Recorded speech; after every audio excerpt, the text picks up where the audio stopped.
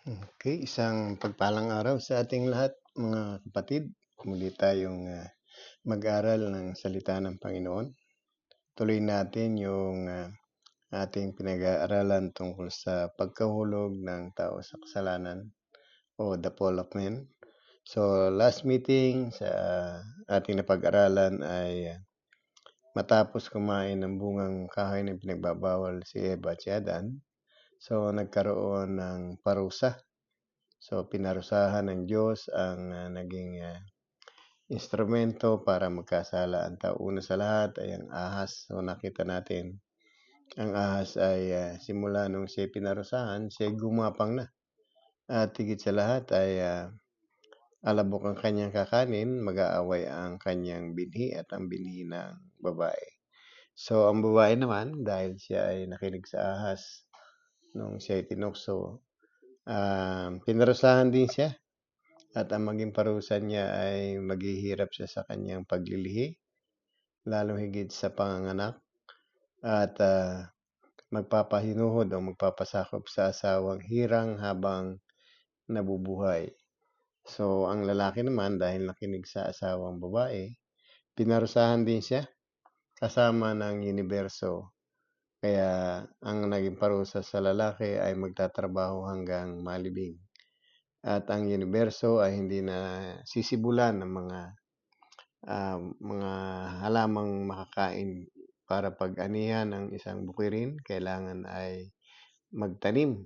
So, ito yung naging parusa sa pagkakasala ng tao. So, hindi po natatapos nun at napatunayan natin last meeting ay hindi po minamana yung kasalanan. Ang minana natin ay yung resulta ng pagkakasala.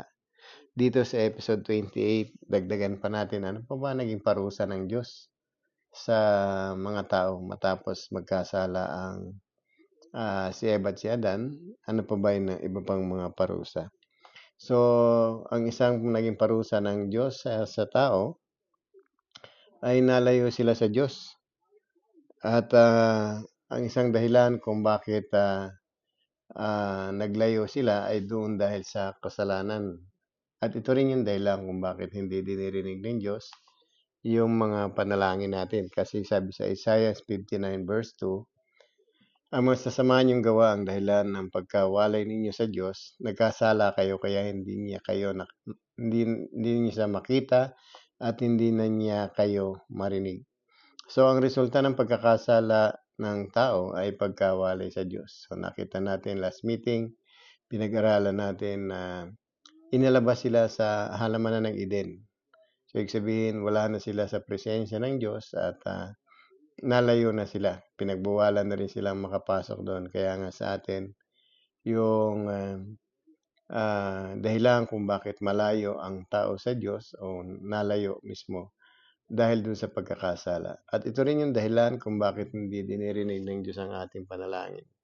So, marami tayong kakilala na nagagalit sa Diyos kapag ang panalangin nila ay hindi dinirinig. Pero ang hindi nila namalayan, ang dahilan pala, ay nagkasala sila at patuloy na nagkakasala. So, yun yung mga naging resulta ng pagkakasala ng tao. So, hindi lamang din yun ang naging parusa pa, hindi lamang yung nalayo na tayo sa Diyos.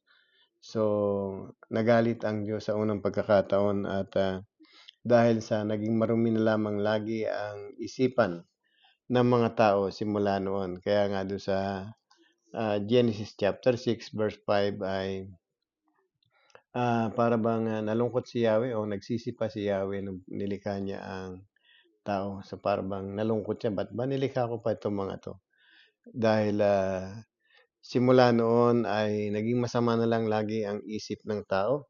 Sa Genesis chapter 6 verse 5 to 7, sabi rito, nakita ni Yahweh na laganap na ang kasamaan ng tao sa daigdig at puro kasamaan na lamang ang palaging iniisip nito. Kaya labis na ikinalungkot ni Yahweh na nilikha pa niya ang tao. Sinabi niya, lilipulin ko ang lahat ng taong aking nilalang. Lilipulin ko rin ang lahat ng hayop, mga ibon. Ikinalulungkot kong nilalang ko pa ang mga ito. So, nadamay pati yung mga hayop sa parusa ni Yahweh. Kaya nga simula noon, after nung sinabi niya na kay Moses na lilipulin niya ang lahat ng tao. So, talagang nangyayari. Kasi ang nakita ng Diyos, yung laganap na ang kasamaan sa daigdig. So, para bang gusto niyang i-renew ang daigdig.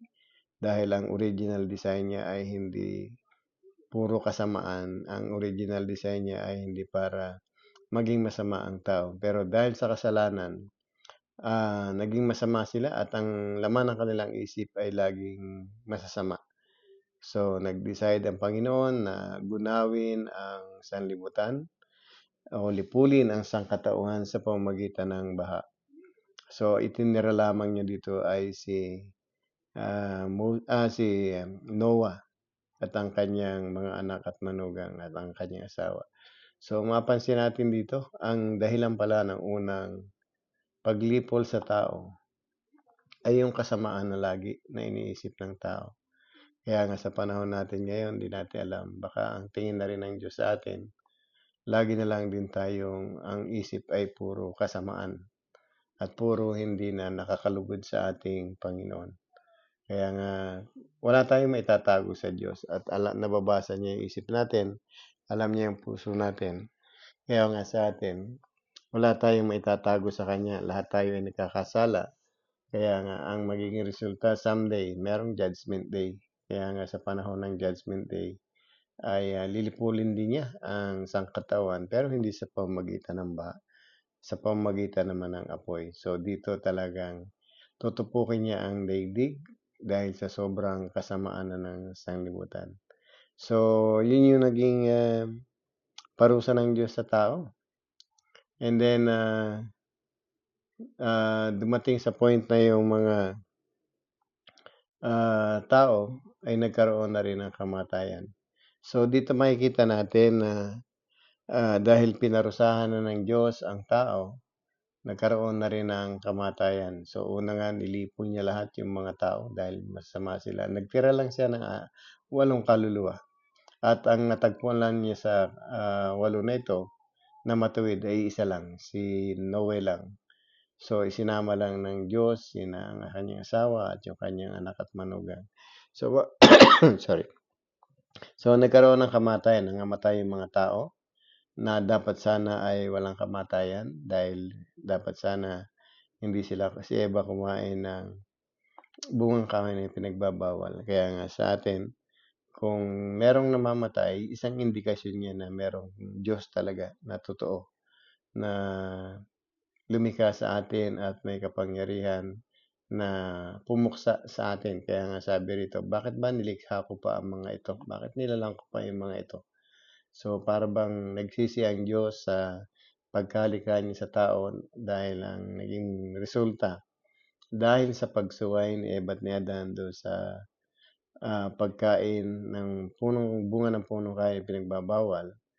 So, naging masama ang isip nila at nagkasala sila. Kaya nga, kung merong kamatayang nangyari dito, ito'y dahil sa kaparusahan. So, nakikita natin doon sa pangyayari. Merong 3 klaseng kamatayan tinutukoy dito sa ating pag-uusapan. Kaya nga kung meron ng kamatayan, alam natin na ito ay parusa ng Diyos sa sangkatauhan. So lahat tayong mamamatay. So unang kamatayan na tinutukoy dito ay kamatayang pisikal. Kaya nga nung pinarusahan si Adan, sabi kay Adan, sa pagod at pawis, pagkain mo'y manggagaling, maghihirap ka hanggang sa malibing dahil sa alabok ka nanggaling sa lupang alabok, doon ay magbabalik ka rin. So yung kamatayan ay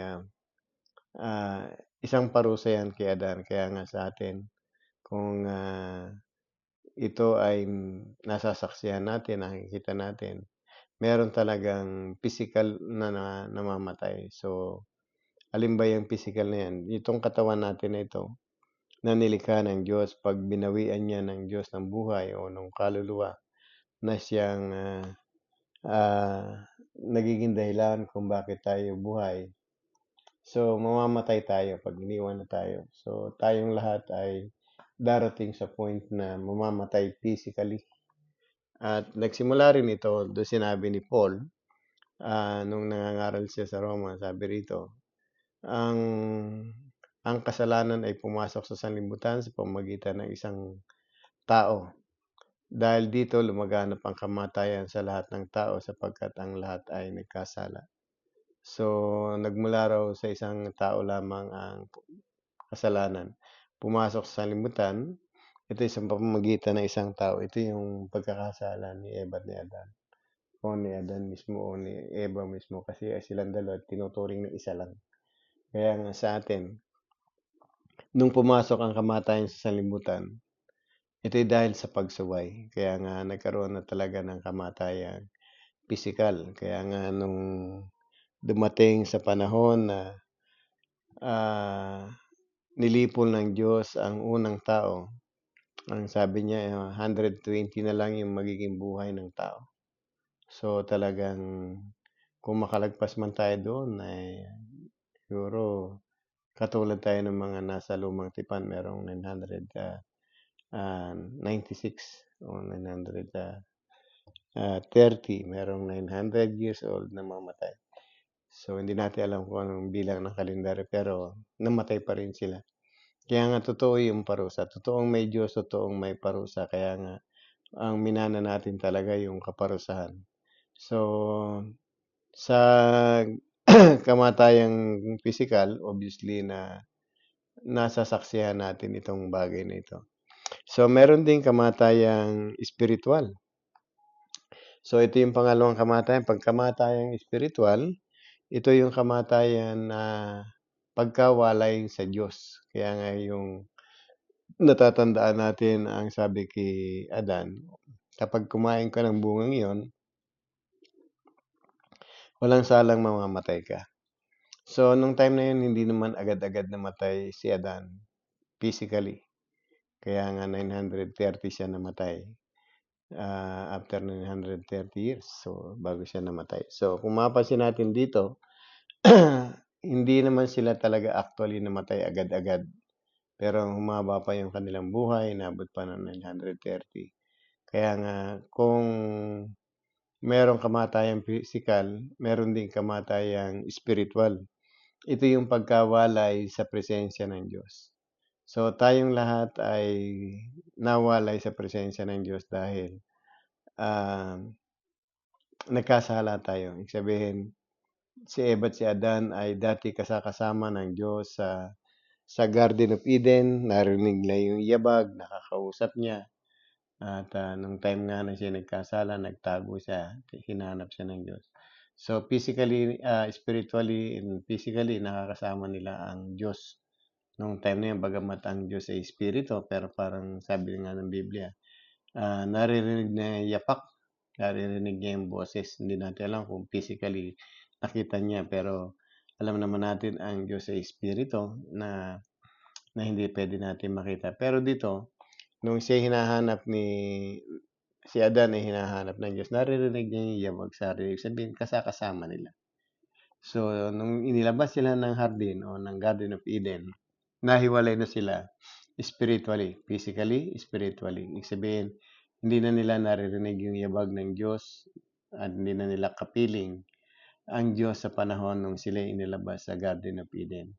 Pero ang Diyos ay patuloy pa rin nagsasalita sa kanila, pag-uusap sa kanila, kinausapan niya nga si Cain, kinausapan niya si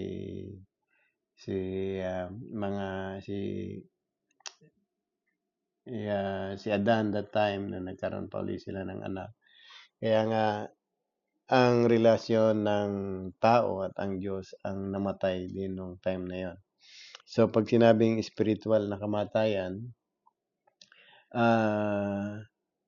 ito yung hiwalay sa relasyon sa Diyos. Kaya nga sa atin, nung gumawa ng paraan ng Diyos para makapanumbalik tayo sa Kanya, ito sa pamamagitan ng Kanyang anak. Kaya nga sa Ephesians chapter 2, o sa Ephesians chapter 2, verse 1 to 5, mapansin natin dito. Sabi ni Paul, nung unay kay mga patay dahil sa inyong pagsuway at mga kasalanan at mga kasalanan. So, ibig sabihin nung una patay kayo dahil sa mga pagsukay at mga pagkakasala. So, kailan ba sila nabuhay? Ito nung panahon na nakipag-isa sila sa ating Panginoon. Pero nung panahon na hindi pa sila napapatawad sa kasalanan, bagamat sila ay buhay, gumagalaw, sila ay spiritually dead. Na ang dahilan kung bakit sila ay patay, itinuturing na patay, kahit sila ay buhay, ang dahilan ay sabi rito, sila ay patuloy sa pagsuway at sa mga kasalanan. Sinusunod niyo ang masamang takbo ng mundong ito at napailalim kayo sa pinuno na kapangyarihan ng kasamaan o ang espiritong naghahari sa mga taong ayaw pasakop sa Diyos. So, kung mapapansin natin dito, yung mga taong under ng espiritu ng pagkakasala o espiritu na naghahari sa ibabaw ng mundong ito, yung si Satan ang tinutukoy dito, yung naging ahente o naging instrumento na para uh, tuksohin ang tao. Siya yung nanunukso. Under tayo lahat ng kapangyarihan ni Satan once na tayo ay nagkakasala. So, ang tawag sa atin ay patay dahil sinusunod natin ang masamang takbo ng sanlibutan ito. Sa verse 3, sabi rito, ang totoo tayong lahat ay dati ring namumuhay ayon sa pagnanasa ng ating laman, sinusunod natin ang hilig ng katawan at ang pag-iisip. Kaya't sa ating likas na kalalagayan, likas tayo sa mga taong kinapupuotan ng Diyos. So, tayong lahat, sabi ni Paul dito, kabilang din sa mga ito. So, yung past na buhay nila dati patay din spiritually, sabi walang relasyon sa Diyos dahil namumuhay tayo sa pagnanasa ng laman, sumusunod sa hilig ng katawan at pangapag-isip. So, ito yung tatlong sistema ng Diablo na ginamit kay Eva para tuksohin siya, yung lust of the eyes, lust of the flesh, saka yung pride of life. Kaya once na ganito ang sitwasyon natin, once na tayo ay namumuhay ayon sa pagnanasa ng laman at yung kapalaluan sa buhay, ang magiging kalagayan natin sa harap ng Diyos ay kinapupuotan tayo niya. So, mahirap yung kapuotan tayo ng lumikha sa atin. Kaya nga, nakakatakot isipin na tayo pala, kung tayo ay patuloy na mamumuhay sa pagkakasala, patuloy na mamumuhay sa kahalayan o sa mga pagnanasa ng laman o sa takbo ng mundong ito sa madalit salita. Ang matinding parusa pala ay puot ng Diyos sa atin. Tayo yung tatanggap ng kaparusahan. Kaya nga sa atin, once na tayo ay hindi nabuhay muli sa Espiritu, so tayo yung kabilang sa kinapupuotan ng Diyos. Kaya nga kung titingnan natin yung ginawang solusyon ng Diyos kung paano tayo nabuhay, ay ang Diyos na rin ang gumawa. Sabi nga sa verse 4, sabi rito sa Ephesians chapter 2 verse 4 hanggang 5, sabi rito, subalit napakasagana ng habag ng Diyos at napakadakila ng pag-ibig niya sa atin. Tayo'y binuhay niyang kasama ni Kristo nung tayo'y mga patay pa dahil sa ating pagsuway. Naligtas nga kayo dahil sa kagandahan ng loob ng Diyos. So, ang naging dahilan pala ay dahil sa kasaganaan ng habag ng ating Panginoon. Yung grace ng Panginoon, yung grace ng Diyos. At dahil sa grace na yon, pinadama ng Diyos sa atin yung kanyang dakilang pag-ibig. So, napakadakila ang pag-ibig ng Diyos sa atin. Kaya nga, kung tayo ay nabuhay muli spiritually, o nabuhay muli tayo at nagkaroon ulit tayo ng relasyon, ito'y dahil sa ating Panginoong Jesucristo. Kaya nga, kung paano tayo binuhay kasama ng paano si Kristo binuhay ng Diyos, tayo rin ay magkakaroon muli ng panibagong buhay. Ito yung spiritual life na tinatawag. Kaya nga doon sa John chapter 3, sabi rito, ay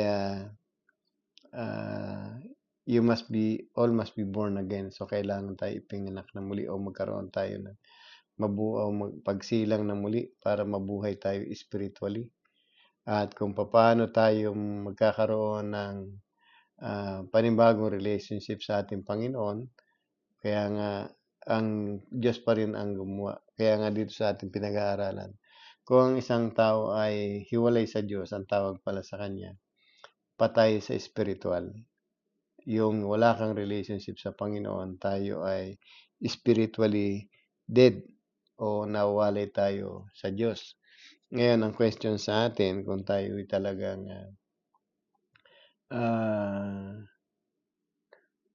nagkakaroon ng pagnanasa makarating sa heaven, tayo ba ay nakatanggap nung grace niya, yung habag niya, at sa pamamagitan ng pagtanggap natin, tayo ay muling binuhay sa spiritual. Ibig sabihin, muli tayo nagkaroon ng relationship sa Kanya. So, pag sinabing may relationship,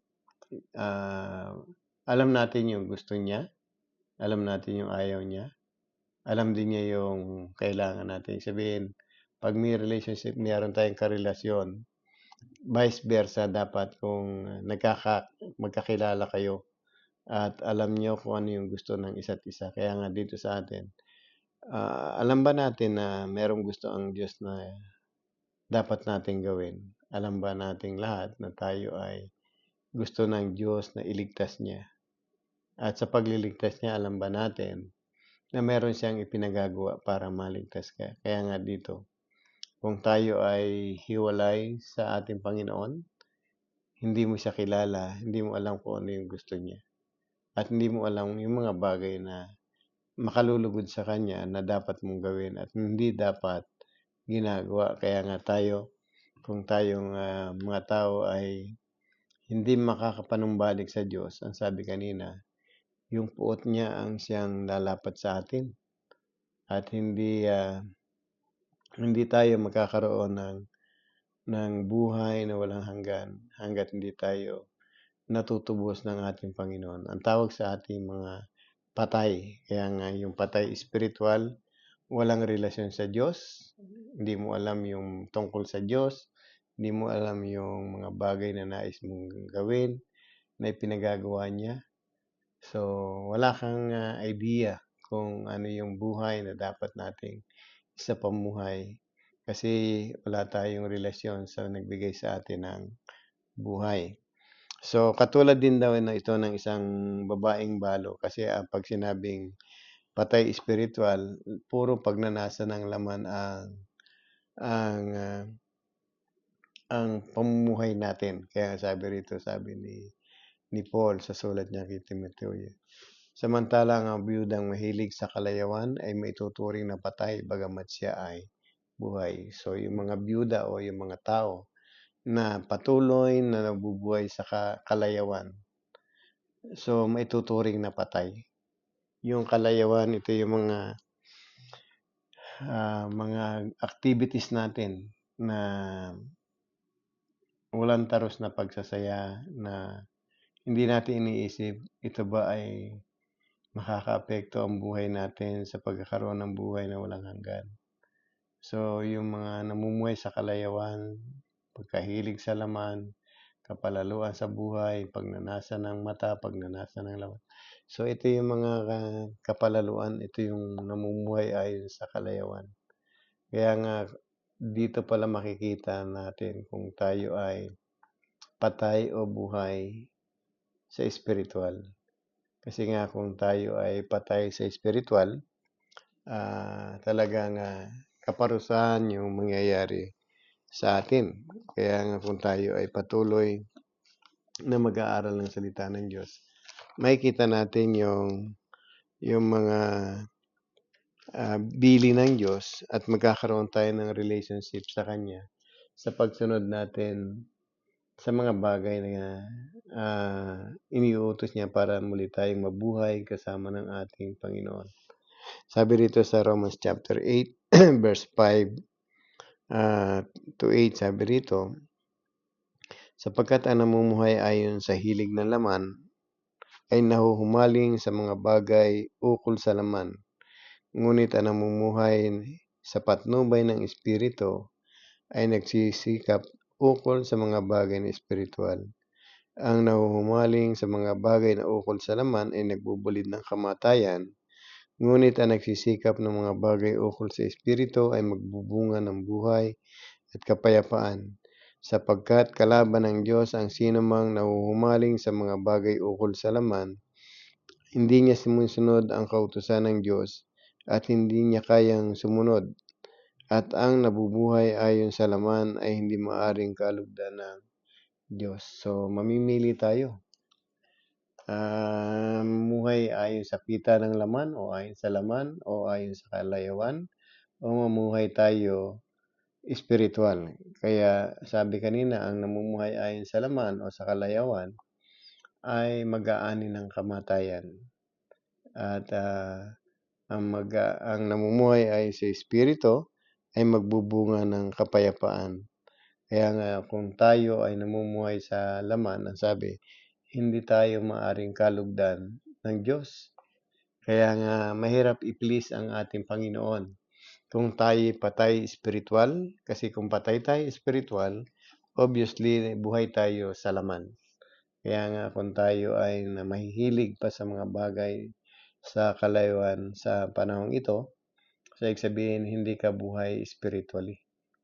At yun ang mahirap maintindihan minsan ng mga tao. Akala niya pag nagsimba siya, nagdasal siya, okay na siya, buhay na siya spiritual. So, hindi po ganoon para tayo mabuhay spiritual. Para mabuhay tayo sa spiritual, kailangan natin po ng relationship sa ating Panginoon. Maibabalik niya tayo sa pamagitan ng kanyang anak. At yung ang anak ay may proseso para tayo makabalik o mabuhay muli sa spiritual o magkaroon ng relasyon sa Diyos. So, nakita natin yung kamatayang physical, kamatayang spiritual ay talagang nangyayari. Maraming tao namamatay physically, maraming taong spiritually dead kasi hindi sila namumuhay ayon sa espiritu. Puro sa kalayawan, puro sa laman, at hindi sila sumusunod sa Diyos. So, meron pang isang kamatayan. Ito yung ikatlong kamatayan. Namatay ka na physically, namatay ka na spiritually. So, mamamatay ka pa rin sa kabilang buhay. At ang mga candidate dito, nasa Revelation 21 verse 8, sabi rito, subalit, para naman sa mga duwag, ang mga taksil, ang mga gumagawa ng kasuklam-suklam na bagay, mga mamamatay tao, mga mapakiapid, mga mangkukulam, mga sumasamba sa Diyos-Diyosan, lahat ng sinungaling, ang magiging bahagi nila ay sa lawa nagliliyab na apoy at asupre. Ito ang pangalawang kamatayan. So, namatay ka physically sa ibabaw ng sanlibutan ito, at ikaw ay haharap muli sa Diyos para ikaw ay patayin doon sa kumukulong lawa ng apoy at asupre na siyang pangalawang kamatayan. Akala ng iba, once na siya nagpakamatay sa ibabaw ng mundong ito, tapos na yung kanyang paghihirap. So, meron pang paghihirap at meron pang pangalawang kamatayan. So, kung meron tayong kilalang nangamatay na, meron pang kamatayang darating sa kanya pagdating ng Judgment Day. Pero ang sabi rito, subalit nalagim ang kasasapitan ng mga duwag. So, ano ba yung mga duwag na ito? Yung duwag na tanggapin ang katotohanan, duwag na kilanlin ang Diyos sa kanyang buhay. Mga taksil, ito yung mga taong nilikha ng Diyos, then doon siya nagsisilbi sa prinsipe ng kasamaan. Mga gumagawa ng kasuklam-suklam na bagay. Ano ba yung mga bagay na yan? Mga mamamatay tao, mga nakikiapid. Alam naman natin kung ano yung mga bagay na yan.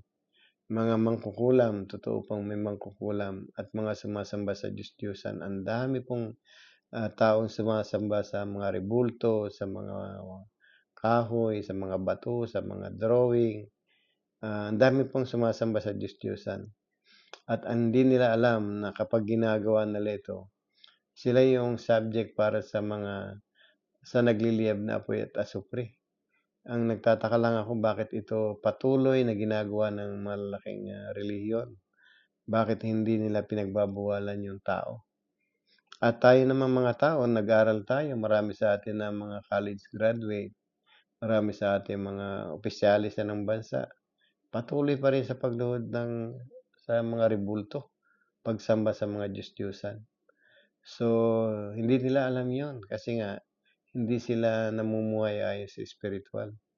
Kaya nga kung tayo ay kampante sa buhay na nagsisimba dan lumuluhod ka naman sa Diyos-Diyosan, so ang sabi, meron kang pangalawang kamatayan. Ang kamatayang ito ang magbubulit sa atin ang kasalanan ito ang magbubulit sa atin sa pangalawang kamatayan.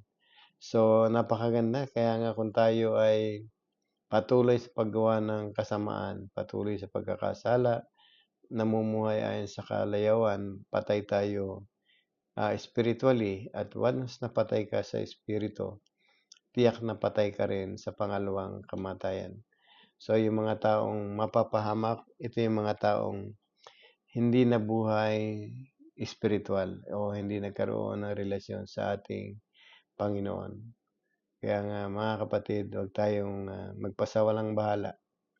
Kung alam natin na merong buhay sa kabilang buhay na ito dahil sa ito yung sinasabi ng Diyos, yung sinasabi ng banal na kasulatan, paano natin ipiprepare yung buhay sa kabilang buhay?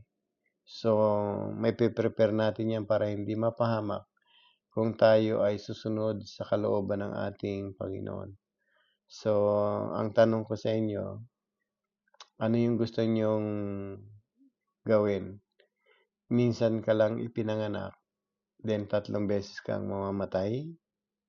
O 2 beses kang ipinanganak na 1 beses ka lang mamatay? So, napakagandang choices. Kaya nga kung 1 beses ka lang isinilang ka sa laman, mamamatay ka physically, mamamatay ka spiritually, and meron pang pangalawang kamatayan sa kabilang buhay, sa impyerno. So, yun ang sasapitin ng 1 beses lamang sinilang. Pag 2 beses kang sinilang, ito yung tinatawag na born again. Ito yung process ng Diyos para magkaroon ka ng relationship sa Kanya. Minsan ka lang mamamatay. Mamamatay ka lang physically kasi wala namang taong nabuhay ng 2,000 years. Walang na taong nabubuhay na 500 years.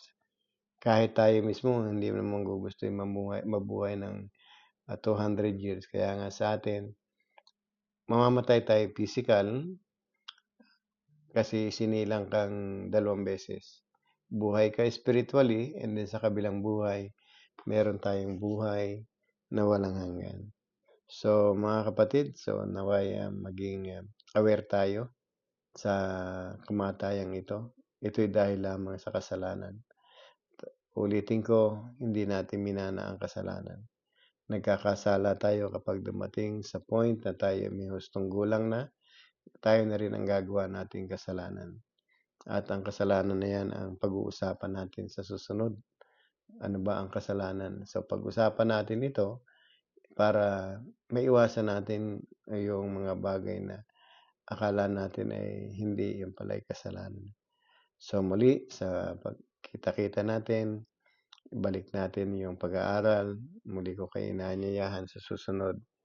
Sana ay nakatulong ng konti ito sa inyong pananampalataya o sa inyong buhay. At naway pagpalain kayo ng Panginoon. So, ibalik natin ang kapurihan sa Diyos. Sa Kanya lamang ang kapurihan, ang kadakilaan. At hilingin natin yung gabay niya sa atin habang tayo ay nabubuhay. Pagpalain po kayo ng Panginoon. God bless po sa ating lahat.